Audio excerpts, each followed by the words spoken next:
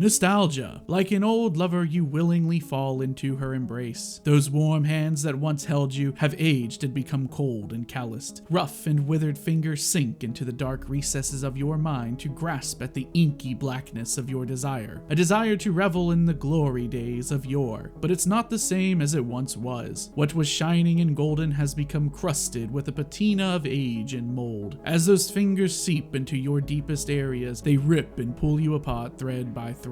This is no trip of euphoria and elation. This is a trip of disappointment and dysfunction. This is a trip into the Ubislop Zone. Imagine this, you're someone who has a small YouTube channel and you're looking for something to play, maybe make a video on it, and you decide to go back to a game that you loved to see if it holds up. So you boot up Assassin's Creed 4 Black Flag and play it. There are some issues, sure, but something stops you in your tracks. Something that you notice has not only happened in this game, but other Ubisoft games since. This thing was so heinous that it made you swear off Ubisoft games altogether. What could it be? Well, dear viewer, after I stroll down memory lane with Assassin's Creed 4, I'll talk about that issue. Timestamps are down below, but first, I want to talk about Assassin's Creed 4 Black Flag. Is it dangerous? Edward? Privateering, is it dangerous? Wouldn't pay so nice if it weren't. Why not sail with the King's Navy? Earn a proper wage, sail under gentlemen. Sod the Navy's gentlemen. For every shilling I'd earn, the captain gets 600. That's no way to earn a fortune. We don't need a fortune. It's not about need, Caroline. I want food that don't make me sick. I want walls that hold back the wind. I want a decent life. How long would you be gone with these privateers? A year, I reckon. 2 at the most.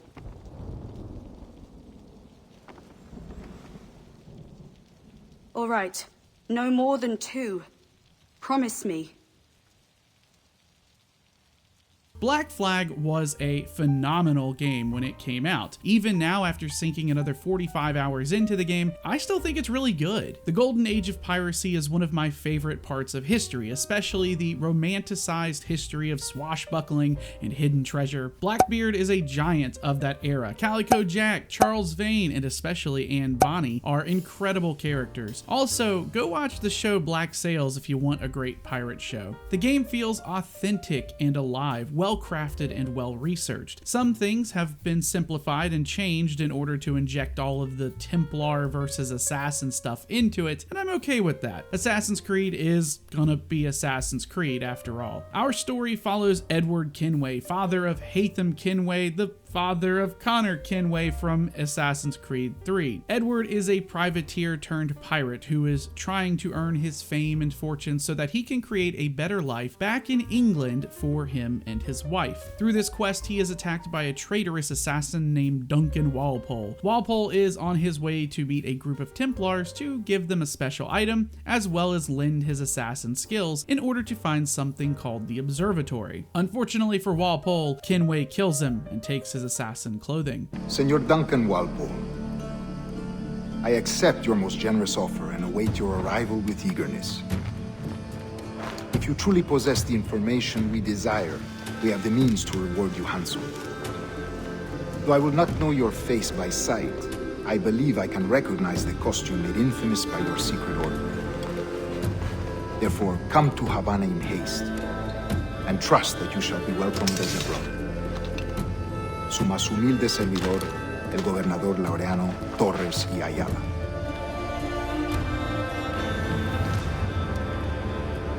Mr. Walpole, let's collect your reward.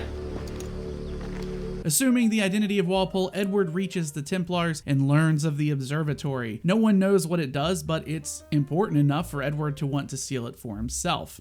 He believes it will give him the wealth that he seeks. Throughout his journey to find the observatory, Edward meets a colorful cast of pirates and ruffians: Mary Read, Anne Bonny, Blackbeard, Charles Vane, Calico Jack, Adewale, and more. He also meets the assassins and rejects their teachings, thinking only of himself and the life he seeks. Edward's ambitions are curtailed by many things. The Templars are moving to the same goal, the British Empire is closing in on the Caribbean to bring law and order, and his friends are all dying around him. His drive has left him alone and without fortune. Even after gaining the treasure of the observatory, it doesn't fix anything. The observatory is nothing more than a means for the Templars to be able to see through the eyes of any human that they have collected a blood sample from. They can use this for many different nefarious reasons, and of course, the modern day Templars are using the Edward story to find the observatory and use it for themselves. All of these losses are when Edward realizes the true meaning of the creed and joins the assassins in order to set things right. Of course, there's all the modern day nonsense that Ubisoft has royally fumbled over the years since AC3. Don't get me started on the garbage modern day story. I personally believe that if Ubisoft could drop the modern day story and just make history based games, they would, but they've made their bed and so they're sticking to it. But let's talk about the other aspects of Assassin's Creed 4. Graphically, it's aged pretty well. It could do with an update, sure, but I think it's more than serviceable. The big thing I would want to see is a higher frame rate. Although, I'll mention that in the resolution settings, all resolutions are locked to 60 FPS except for one, which is in a really weird resolution that's set to 120 FPS for some odd reason. The facial animations are great, the voice acting is on point, and the writing is really good. There's a lot that has held up over the years, but some things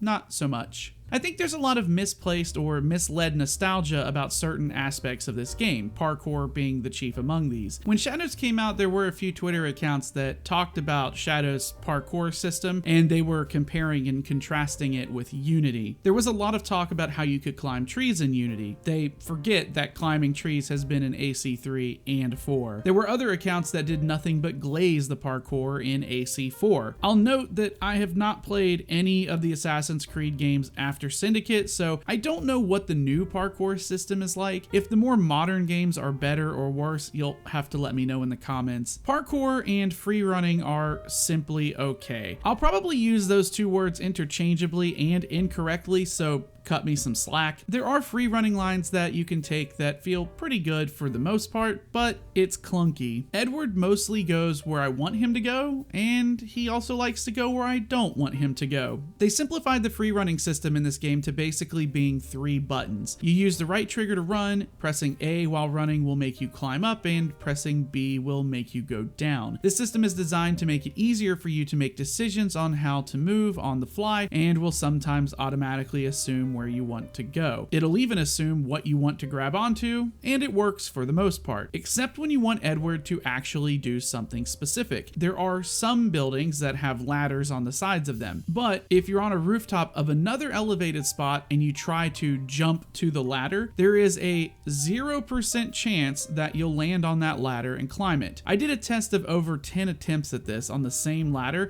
pressing different combinations of buttons, and not once did Edward grab the ladder.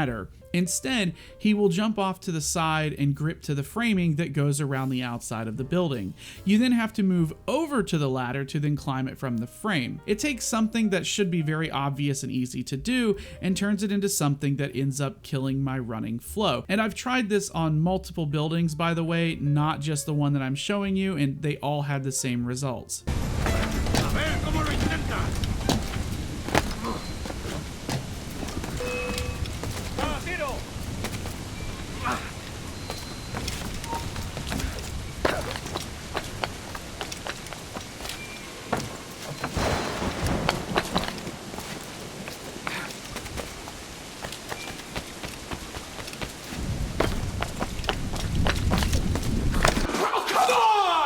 Climbing on ships is a freaking nightmare, specifically in the rigging for the sails and whatnot. It's rough. There are quick access points you can use to shoot up the rigging and even a hook to bring you back down quickly. These things only do this one task, and I've had instances where Edward would run past them and jump to his death when trying to come back down. If you aren't on the rigging, Edward will climb onto every little thing just to move around. It can be frustrating to say the least. The thing about traversal is that you want it to be so good that it feels natural. You want it to just work. The basic climbing in traversal is good, except it can be finicky. There are parts of terrain that Edward can get stuck on. Instead of taking a step up over a rock, he'll try to climb up but fail over and over. But if you take a step to the side, he'll walk up the rock. Climbing usually works, but sometimes you'll be on a climbing path and Edward won't make the movement you need him to unless he's in a very specific place. That place may be a foot or so in one specific direction from where you are, or it could be half an inch. Once you're in that specific spot,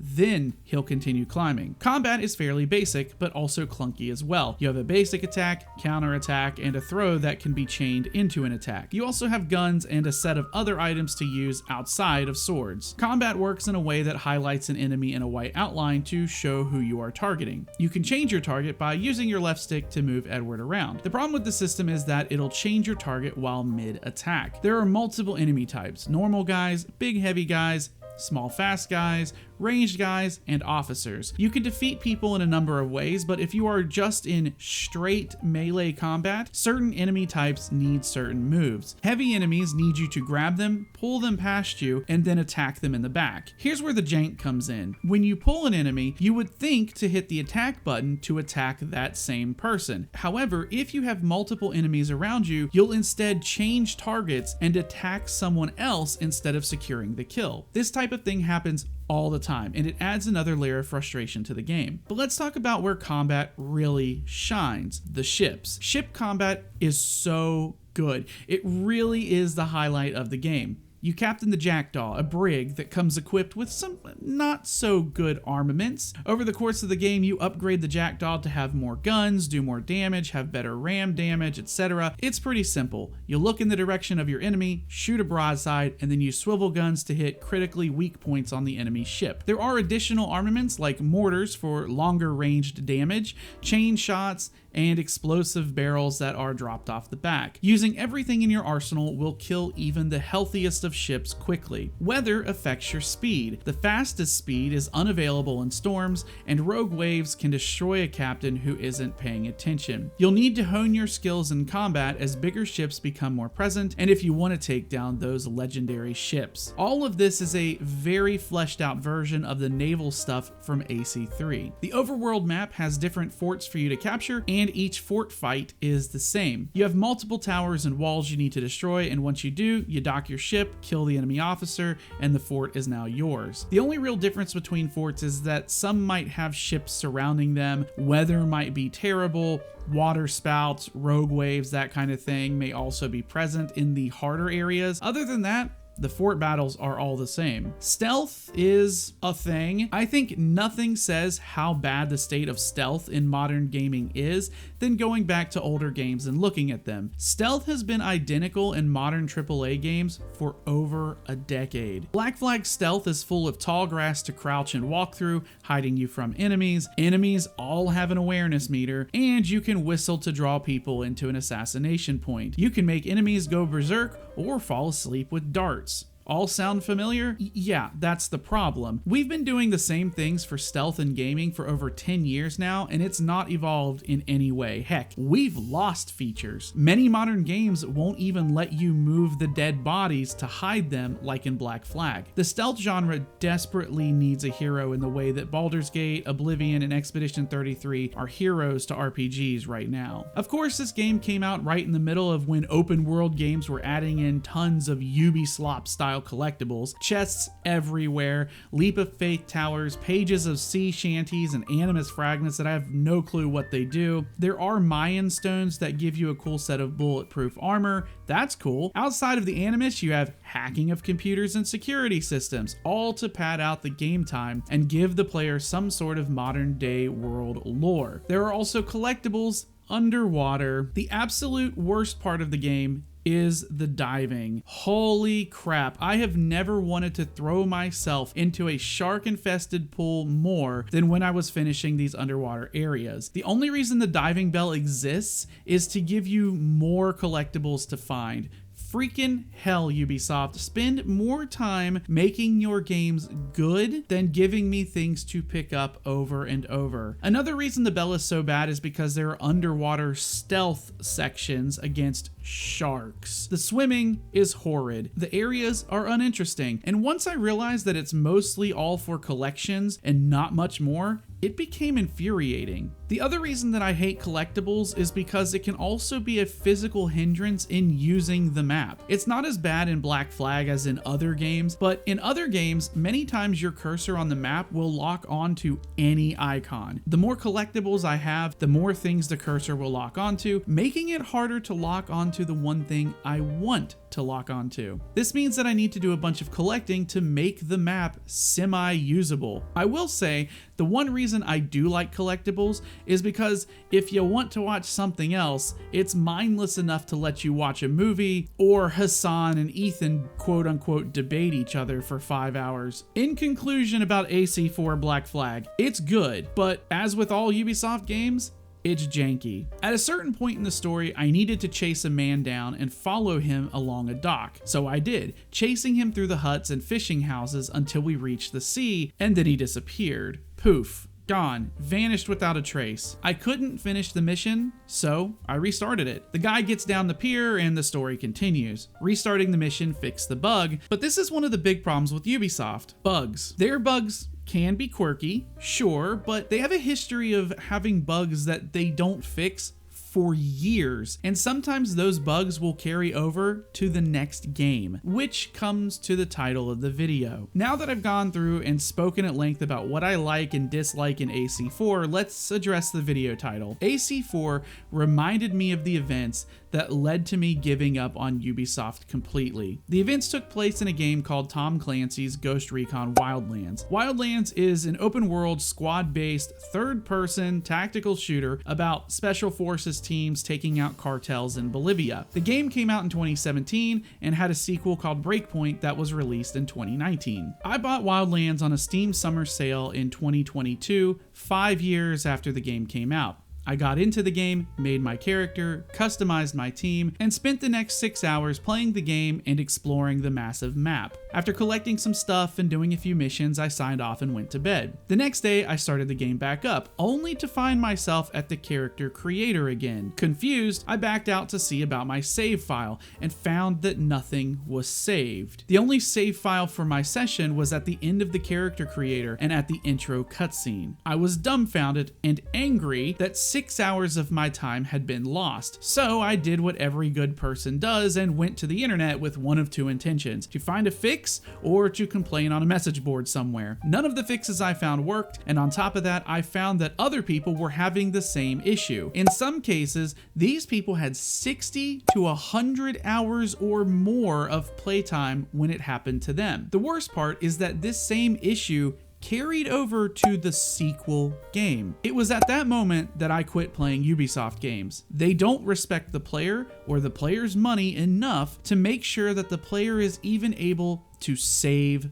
the game. Nah man, miss me with that. I've beaten AC4 on PC before. I had around 50 hours from my first playthrough. Guess what? I don't have a save file for the first play session either, because screw me, right? Uplay, Ubisoft Connect, whatever it is a cancer of a game launcher. I personally think that a lot of these issues with the save files stem from that launcher and how it connects with Steam. The funny thing is that the mini game where you send your fleet of ships off to collect loot in AC4 still remembers all the ships that were in my fleet from the first time I played. I assume the reason is because that's all cloud-based server-side stuff, and I would bet that actual game saves are not, but I could be totally wrong on that. How can something this egregious still happen 5 years after the launch of your game? Heck, how can it happen across multiple games you publish?